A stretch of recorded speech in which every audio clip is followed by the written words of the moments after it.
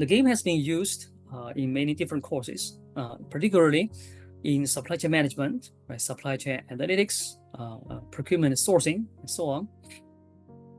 Right, the target audience are, that's, I would say, mainly executives or graduate students. We also use it for undergraduate. Course format offline, right, would be great. We actually had 1 day and a half executive programs. We also did it online, either synchronized or asynchronized. Right, here's game statistics, right? 50 instructors, 700 student teams, about 200 games. Right, receive a lot of feedbacks from students. Right, there's a homework assignment. So we collect the student feedbacks, their learnings, and so on. We find out people learn the most in terms of teamwork, strategic thinking. I guess, most of the students do not think strategically. Right? This is probably the first game they have to think both supply chain and marketing. And of course, negotiation, competition, and collaboration as win-win or long-term. Student feedback over all the course modules. Right, we ask students what do they like the best. It turns out more than 50% will rate this game as the best. And this is these are some of the comments. Right, one said the supply chain strategy game, that is FloraPark, in the second half of the course, were exceptional learning experience.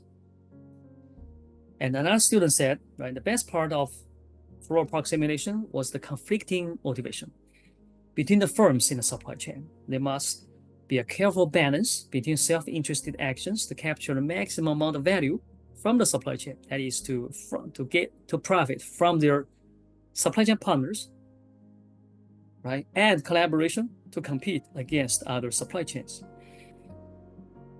And here's the winning strategy. Actually, this is concluded by students, right? So this student team is an importer. Said part of the supply chain strategy, our supply chain strategy, was for the importer to carry most of the inventory risk. I remember the importer were secure supply, right?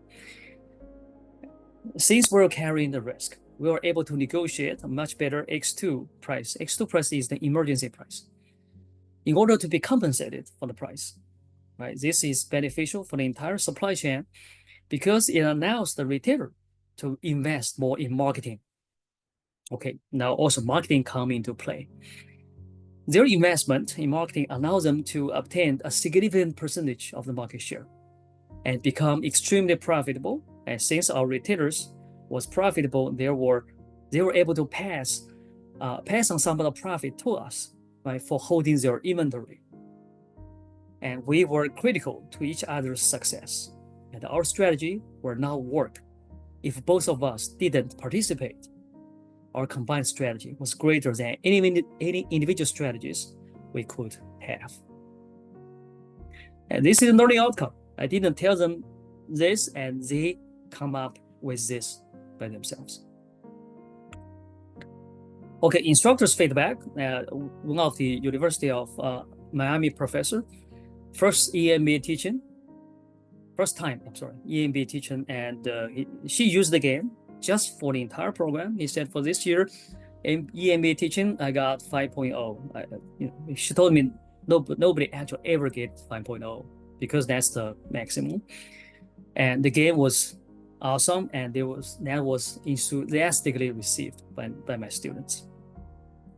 And so I asked for details, and she said the teams lost the first time, was unconvinced, and said they had a bad start and when to play the game. So they actually played twice.